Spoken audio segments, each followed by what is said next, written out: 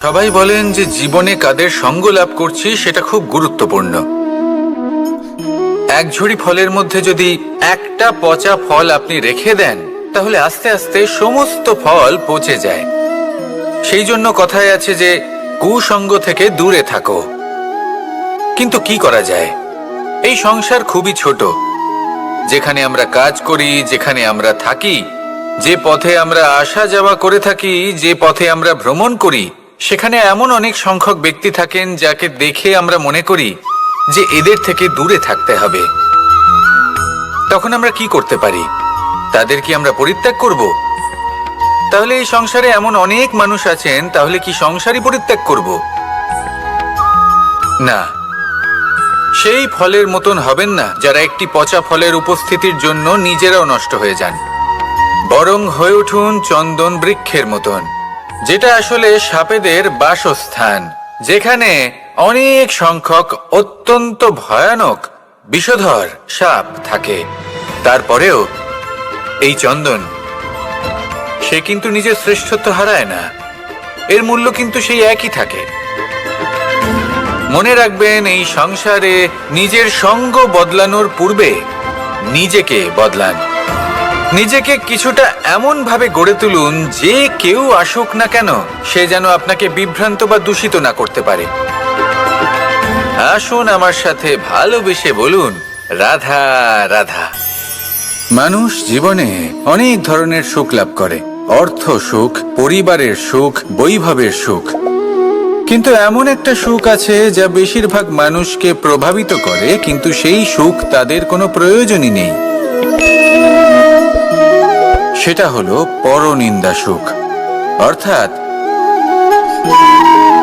এমন কোনো ব্যক্তিকে নিয়ে নিন্দা করা, তার প্রতি অনুচিত শব্দ প্রয়োগ করা, কারণ সেই ব্যক্তিকে আপনি পছন্দ করেন না। আর এমন অনেক মানুষ আছেন যারা এই কাজ করে খুব আনন্দ লাভ করেন, যেটা করা উচিত নয়। কারণ এতে আপনার সময়, আপনার ঊর্জা, আপনার নিজের অন্তরের ইতিবাচক শক্তি আপনি নষ্ট করে ফেলছেন। আর এই সব কিছুই আপনার প্রয়োজন আছে। যাদেরকে আপনার পছন্দ নয় সেই ব্যক্তির বিষয়ে কথাই বলবেন না। সেই সব ব্যক্তির দিকে মনোনিবেশ করুন যাদের আপনি ভালোবাসেন। সেই সব কাজে মন দিন যেগুলো আপনার ভালো লাগে। সেই বস্তুর দিকে নজর দিন যেগুলো আপনার প্রিয়। নিজের লক্ষ্যের দিকে, এই সব কিছুর দিকে নয়।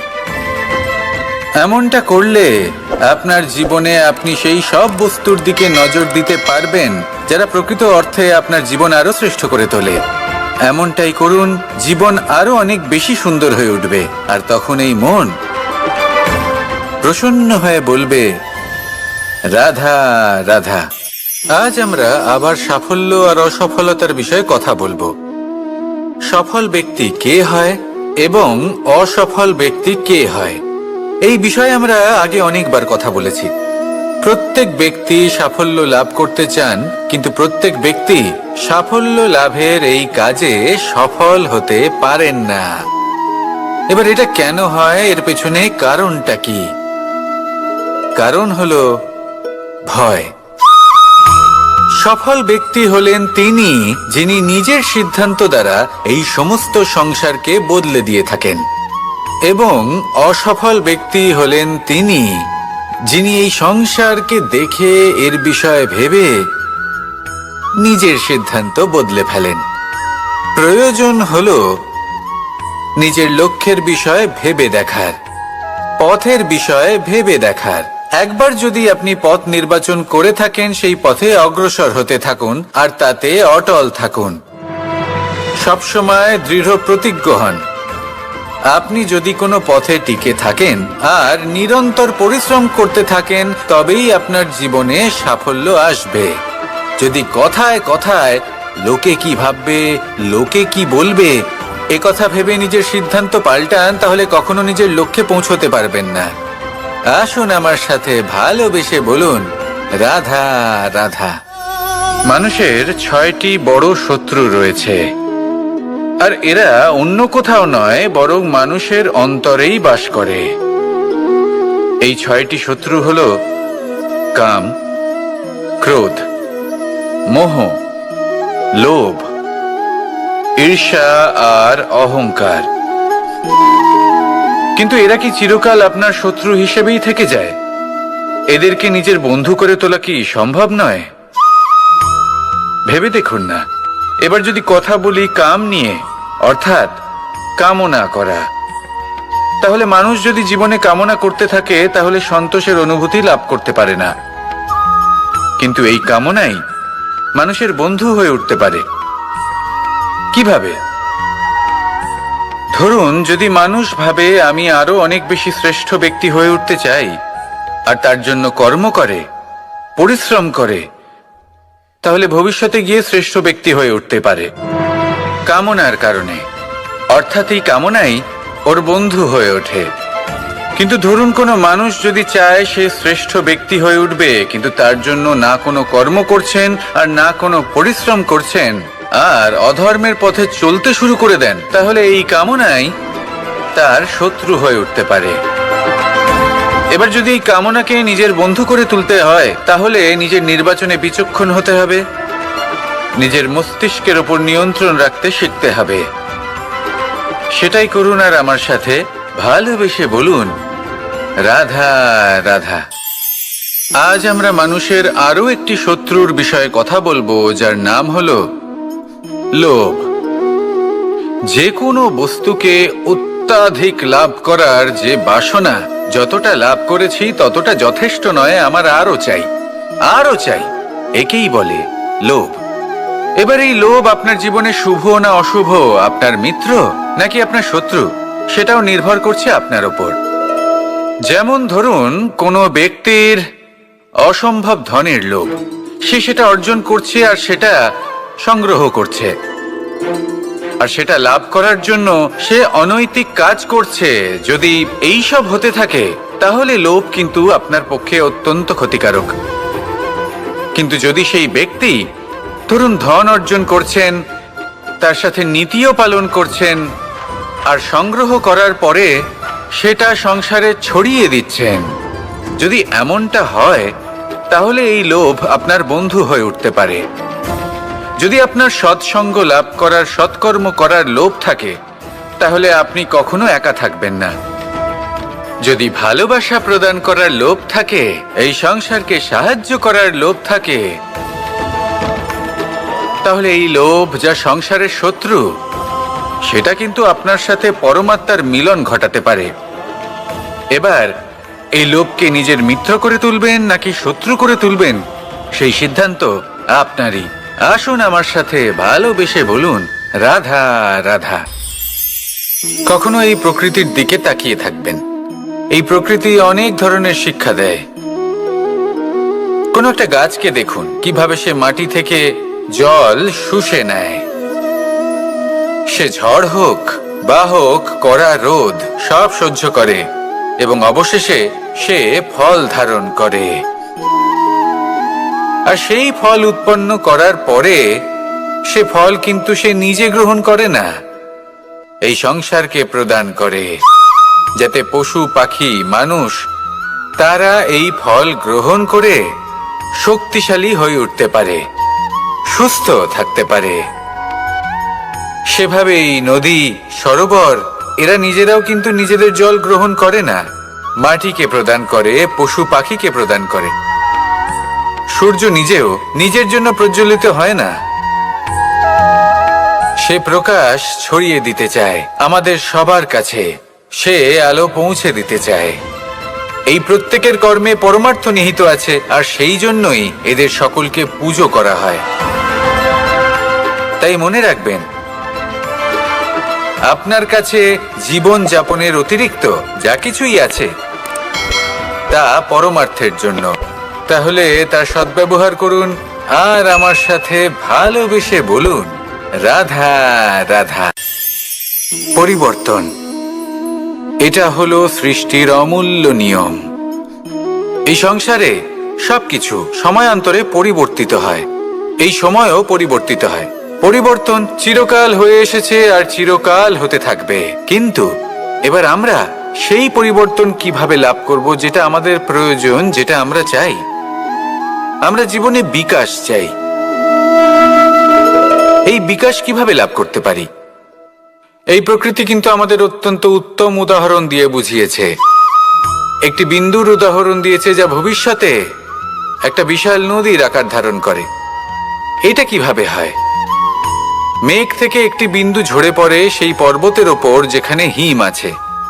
সেই হিমের সংস্পর্শে আসা মাত্র সেই বিন্দুর সাথে আরো বেশ কিছু বিন্দু যুক্ত হয়।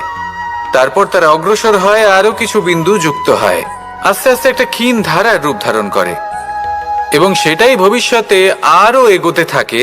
অনেকটা যাওয়ার পর যখন অনেক সংখ্যক বিন্দু একসাথে যুক্ত হয় তখন সেটা বিশাল নদীর আকার ধারণ করে। এবার আমরা মানুষ বলে আমাদের সাথে এই নিয়মের অন্যথা হয় তা নয়। আমরাও এই প্রকৃতির অংশ। আমাদের ক্ষেত্রেও একই নিয়ম প্রযোজ্য। যখন পরিশ্রম করে অনেক সংখ্যক বিন্দু আমরা একত্রিত করব, তখনই পরিবর্তনের নদী প্রবাহিত হবে। প্রয়োজন হলো নিরন্তর পরিশ্রম করা এবং ধৈর্য ধরা।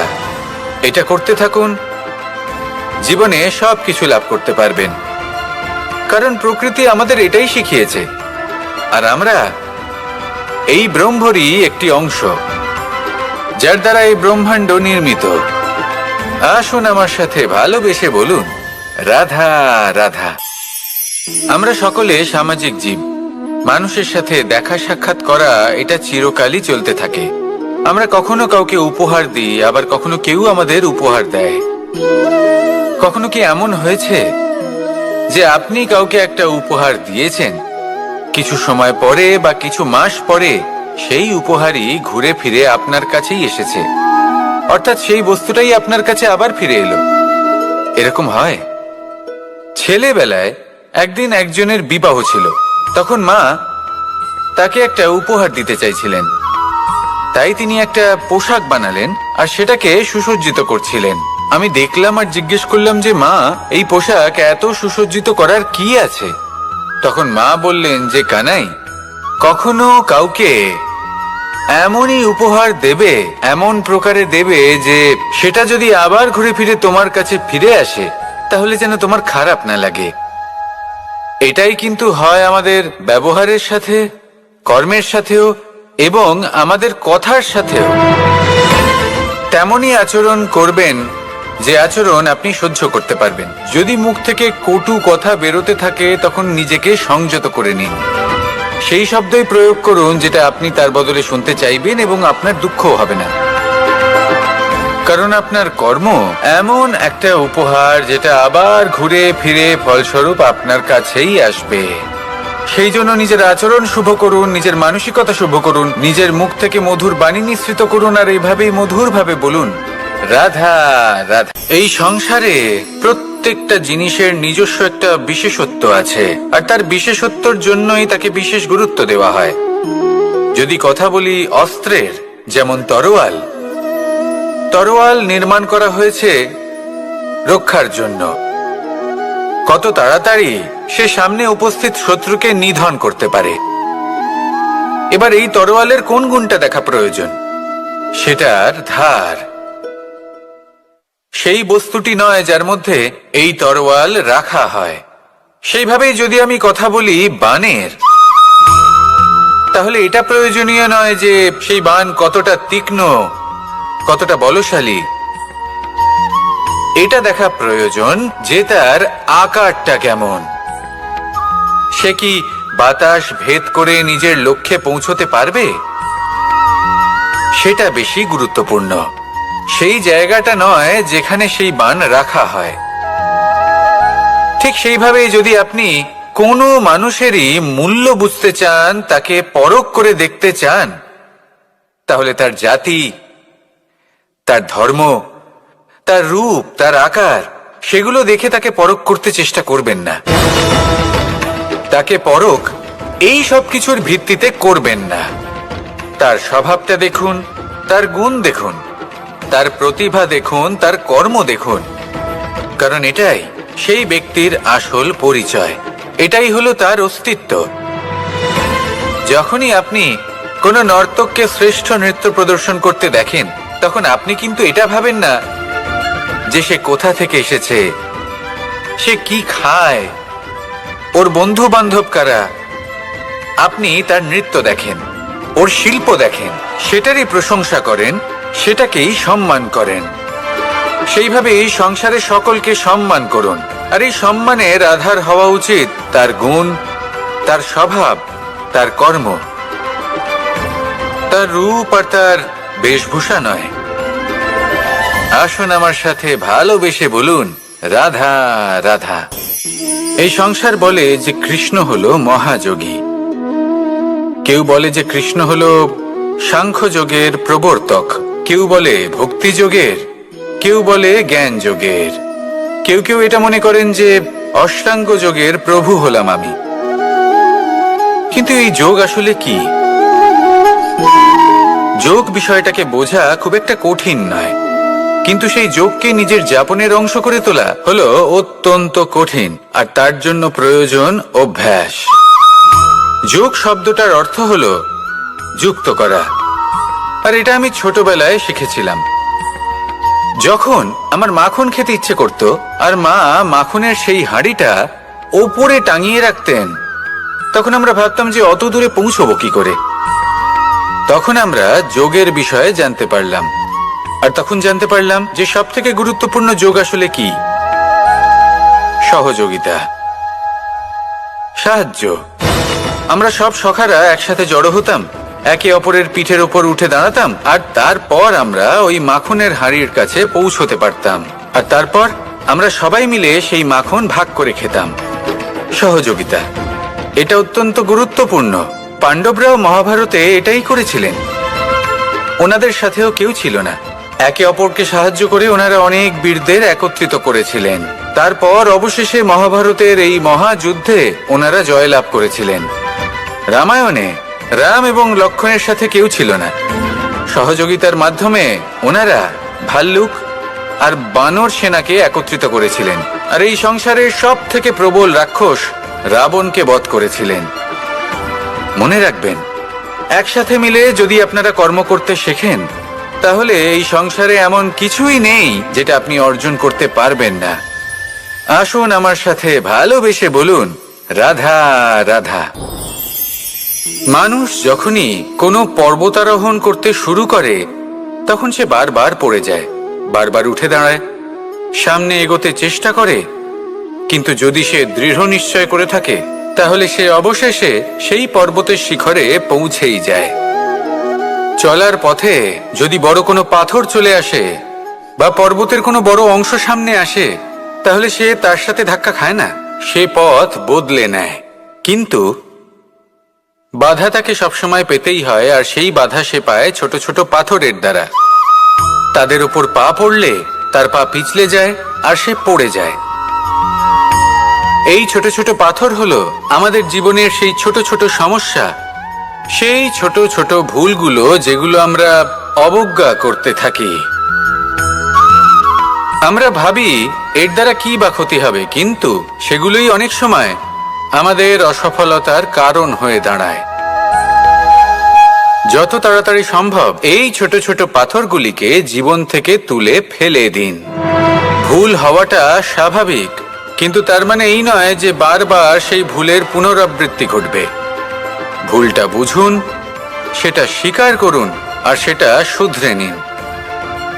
যখন আপনি এটা করতে শিখবেন, তখনই খুব তাড়াতাড়ি আপনি সেই শিখরে পৌঁছতে পারবেন। আর যখন পৌঁছে যাবেন, তখন এই মন প্রসন্ন হয়ে বলবে, রাধা রাধা। সূর্য এই সংসারকে আলো প্রদান করে। সূর্যের মনে যদি নিজের তেজের জন্য অহংকার জন্ম নেয়, তখন তার অহংকার ভঙ্গ করে মেঘ। সূর্যের আলো পূর্ণরূপে ঢেকে দেয়। মেঘের মনে যদি নিজের গতি নিয়ে অহংবোধ জন্ম নেয়, তাহলে মেঘের অহংকার ভঙ্গ করে পর্বত। মেঘের গতি অবরুদ্ধ করে দেয়। এবার যদি পর্বত নিজের নিশ্চলতা নিয়ে অহংকার করে, তাহলে সেই অহংবোধ ভঙ্গ করে একটি মূষক। সেই বিশাল পর্বতে একটি ছিদ্র করে দেয়। এবার যদি মূষকের নিজের মনে অহংবোধ জন্ম নেয়, তাহলে জল তার অভিমান ভঙ্গ করে, সেই ছিদ্র দিয়ে প্রবেশ করে।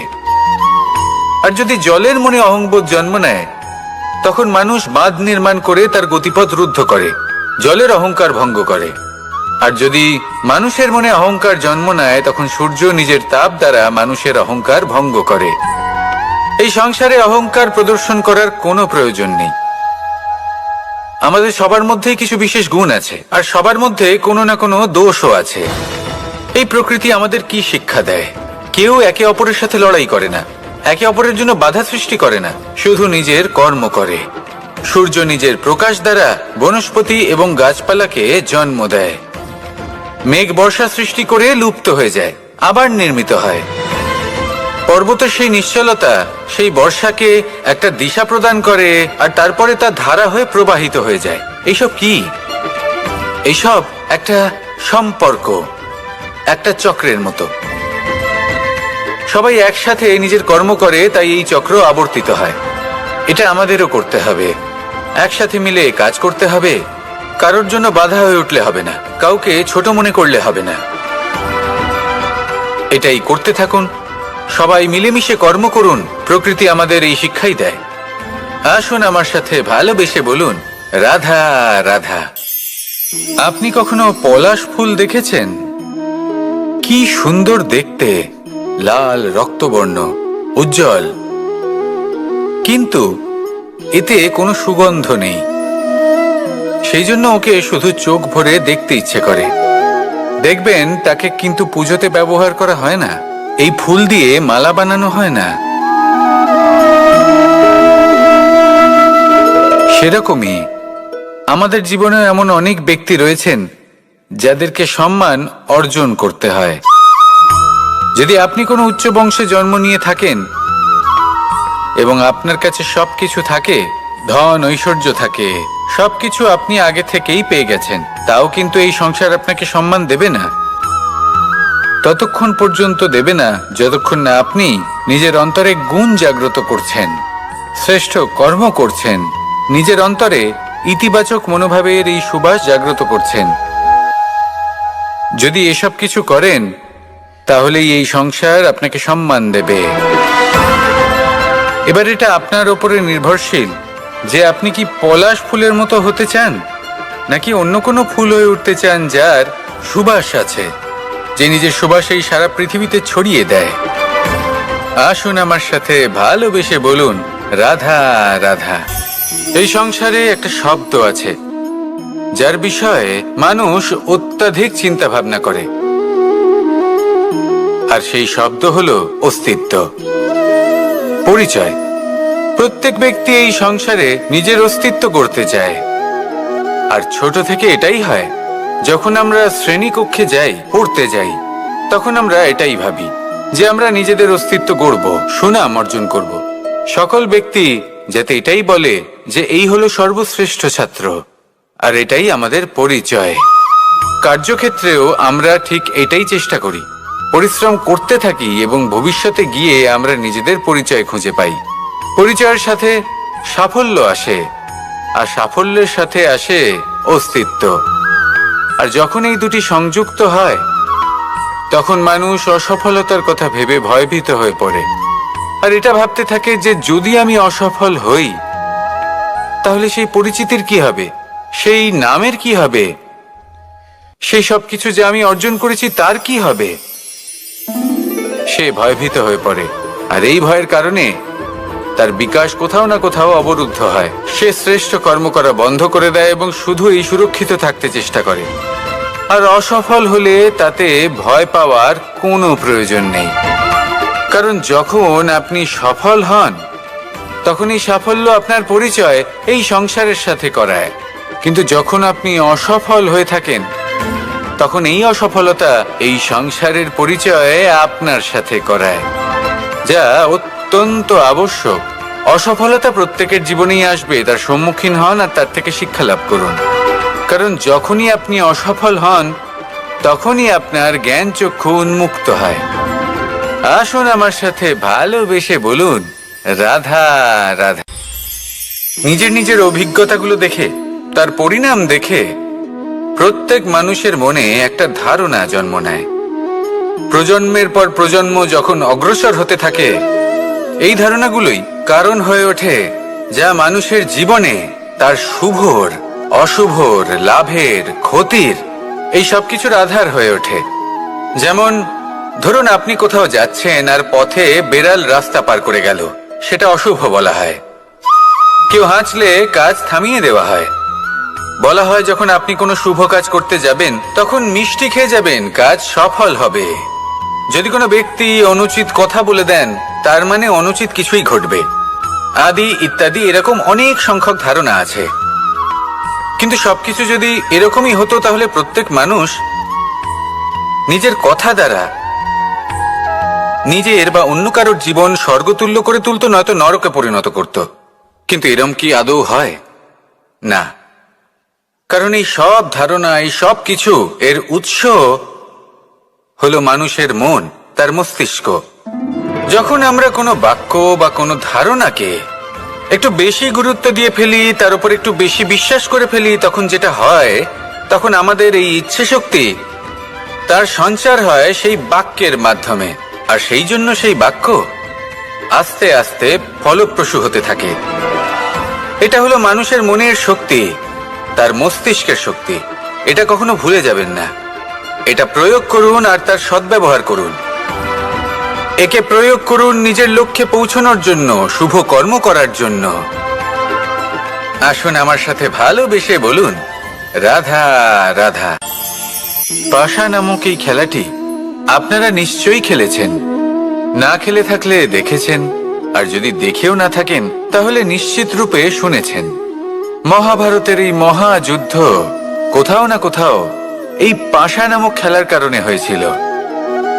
পাশার এই বিচিত্র খেলা, দান, এইসবের কারণে কেউ নিজের মাথায় রাজ মুকুট পরিধান করেছিলেন, আবার সেখানে পরাজিত হওয়ার জন্য কাউকে বনবাস ভোগ করতে হয়েছিল। কিন্তু এই খেলা সমাপ্ত হওয়ার পরে সমস্ত ঘুঁটি আর এই পাশার ছক একই পুটলিতে স্থান পেল। এটাই হলো আমাদের জীবন।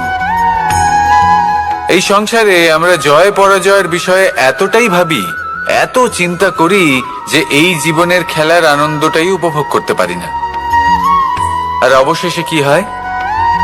কেউ জয়ী হন, কেউ পরাজিত হন, কিন্তু দুজনেই একই স্থানে পৌঁছে যান। প্রত্যেক ব্যক্তি মৃত্যুর পরে একটি নির্দিষ্ট স্থানেই পৌঁছতে বাধ্য। কিন্তু ততক্ষণ এই জীবন, এই খেলা, তার আনন্দ উপভোগ করুন। এই সংসারে সেই ব্যক্তি শ্রেষ্ঠ স্থানে পৌঁছতে পেরেছেন যিনি এই সংসারকে প্রকাশ প্রদান করেছেন, যিনি কখনো জয় পরাজয় এ বিষয়ে ভাবেননি, শুধু এই জীবনের খেলার আনন্দ উপভোগ করেছেন। এটাই আপনিও করুন আর আমার সাথে ভালোবেসে বলুন, রাধা রাধা। রামায়ণের একটা অত্যন্ত শ্রেষ্ঠ কাহিনী আছে যেটা খুব অমূল্য শিক্ষা দান করে। দশানন যখন ধরাশায়ী হলেন এবং মৃত্যুশয্যায় শুয়েছিলেন, ওনার শেষ নিঃশ্বাস ত্যাগের সময় শ্রীরাম লক্ষ্মণকে বললেন যে, হে লক্ষ্মণ, রাবণের কাছে যাও, ওখানে যাও, ওনার থেকে কিছু জ্ঞান অর্জন করে এসো। উনি হলেন মহাজ্ঞানী আর ওনার থেকে জ্ঞান অর্জনের এটাই শ্রেষ্ঠ সুযোগ। লক্ষ্মণ প্রথমে মানতে চাইলেন না, কিন্তু শ্রীরাম বোঝানোর পরে লক্ষ্মণ ওনার কাছে গেলেন, রাবণের মাথার কাছে গেলেন আর বললেন, দাদা বলেছেন আপনার থেকে জ্ঞান অর্জন করতে। রাবণ কিছুই বললেন না। লক্ষ্মণ বললেন, আপনি তো দেখছি খুব অহংকারী, মৃত্যুশয্যায় শুয়ে আছেন, শেষ নিঃশ্বাস ত্যাগ করতে চলেছেন, আর তাও এত অহংকার। রাবণ বললেন, নিজের দাদা রামকে ডাকো। শ্রীরাম এলেন, রাবণের পায়ের কাছে এসে দাঁড়ালেন। উনি নিজের হাত জোড় করলেন আর বললেন, হে মহাপণ্ডিত রাবণ, আপনি হলেন মহাজ্ঞানী, দয়া করে আমাদের কিছু জ্ঞান প্রদান করুন। রাবণ বিনম্র চিত্তে ওনার কথা শুনলেন, খুব বিনম্র চিত্তে ক্ষমা প্রার্থনাও করলেন, আর এই সংসার একটি অত্যন্ত শ্রেষ্ঠ জ্ঞান লাভ করল। এর দ্বারা আমরা ঠিক কি শিক্ষা লাভ করি? রাম এবং লক্ষ্মণ দুজনেই ছিলেন তেজস্বী, দুজনেই ছিলেন শ্রেষ্ঠ, ছিলেন বীর, ছিলেন বলবান। কিন্তু শ্রীরামকে মর্যাদা পুরুষোত্তম বলা হয়ে থাকে, কারণ উনি বীর ছিলেন, সাহসী ছিলেন, তার সাথে একটি অত্যন্ত গুরুত্বপূর্ণ গুণ ছিল। সেই গুণ হলো বিনম্রতা। এটা খুবই শ্রেষ্ঠ একটা গুণ। যদি কেউ আপনাকে কটু কথা শোনায় তাহলে উত্তরটা আপনি বিনম্রভাবেও দিতে পারেন। এই বিনম্রতা এমন এক আবেগ যেটা দেখে মনে হবে কোমল, কিন্তু এটা ততটাই প্রবল অস্ত্র। এমন একটা অস্ত্র যা সকলকে নিরস্ত্র করে দিতে পারে। যদি আপনি সাহসী হন এবং বিনম্র হন তাহলে আপনি বিজয়ী হবেন। যদি আপনি জ্ঞানী হন এবং বিনম্র হন তাহলে আপনি অবশ্যই মহাজ্ঞানী হয়ে উঠবেন। তাই নিজের মনে বিনম্রতা ধরে রাখুন আর ভালোবেসে বলুন, রাধা রাধা। কখনো আমরা কোনো হাটে যাই, কোনো বিশেষ বস্তু কেনার থাকে, ওখানে যাই, গিয়ে অন্য কারোর কথা শুনে অন্য কোনো বস্তু কিনে নিয়ে আসি, অদরকারি জিনিস কিনে ফেলি। তারপর ভাবি যে আমরা এরকম কেন করলাম, এটা আমরা ভুল করলাম, আমার এটা করা উচিত হয়নি, আদি ইত্যাদি। মানুষ যখন জীবনে এমনই সিদ্ধান্ত নিয়ে বসে, এমন নির্বাচন করে, তখন সেই সিদ্ধান্ত নিশ্চিত রূপে তার ভবিষ্যতের জন্য অত্যন্ত গুরুত্বপূর্ণ হয়। কিন্তু যদি আপনি কোনো অনুচিত চয়ন করে ফেলেন তাহলে মন খারাপ করবেন না, সেই গ্লানিবোধ নিয়ে কষ্ট পাবেন না, সামনে অগ্রসর হতে থাকুন। কারণ এই অনুচিত নির্বাচন আপনাকে উচিতভাবে জীবনযাপনের পথ দেখাতে পারে। এবার যদি আমি আপনাকে বলি যে আপনি আগুনে হাত দিন, সেটা কি আপনি করবেন? করবেন না। কেন? কারণ জীবনে কোনো না কোনো দিন আপনি একটা ভুল নির্বাচন করে আগুনে হাত দিয়েছিলেন। তারপরে আপনি শিক্ষা পেয়েছিলেন যে আমি জীবনে আর কোনোদিন আগুনে আর কিছুতেই হাত দেব না। এই জীবনও ঠিক সেরকমই। জীবনের সেই সব অধ্যায়, সেই সব সময় যা ব্যর্থ হয়েছে, সেটা নিয়ে ভেবে সময় নষ্ট করবেন না। সেটা থেকে যে শিক্ষা পেয়েছেন সেটা মনে রাখুন, আর যে অধ্যায় বাকি রয়েছে, যে সময় বাকি রয়েছে, তাতে কিভাবে সফল হওয়া সম্ভব সেই বিষয়ে ভাবুন। আর আমার সাথে ভালোবেসে বলুন, রাধা রাধা। একটি সোনার মুদ্রা নিন, সেটা জলে ফেলে দিন, তারপর তুলে নিন, সেটা মাটিতে ফেলে দিন, আবার তুলে নিন, কাদায় ফেলে দিন, আবার তুলে নিয়ে হাতুড়ি দিয়ে তার উপর প্রহার করুন। তারপরেও সেই সোনার মুদ্রার মূল্য সেটাই থাকে যা আগে ছিল, তাই না? এটা হলো উদাহরণ সংসারের সেই প্রত্যেকটা জীবের জন্য, প্রত্যেকটা মানুষের জন্য। কখনো কখনো জীবনে সাফল্যের বদলে আমরা বিফলতা পাই। যতটা আশা করেছিলাম ততটা শ্রেষ্ঠ কর্ম করতে পারি না। কখনো বা আমরা ভুল করে ফেলি, কখনো আমরা অনুচিত কর্ম করে ফেলি, কখনো সংসার আমাদের বুঝতে পারে না। তার পরিণামস্বরূপ এই সংসার আমাদের নিন্দা করে, আমাদের উপেক্ষা করে, আমাদের বিষয়ে কটু কথা বলে, কখনো সামনাসামনি বা কখনো পেছনে। সংসার এমন একটা আচরণ করে যেন আমাদের সাথে কথা বলাটাই একটা বিশাল অপরাধ। এবার সেক্ষেত্রে কি করা উচিত? মনকে শান্ত করা উচিত। বেশিরভাগ ক্ষেত্রেই এমন সময় মানুষ এটা ভেবে বসে যে তার জীবনের কোনো মূল্যই নেই। তার মনে হয় যে সে এই সংসারে শুধু একটা বোঝার সমান। সে নিজেকে ঘৃণা করতে থাকে, ওর মনে হয় যে তার জীবন শূন্য। কিন্তু তা নয়।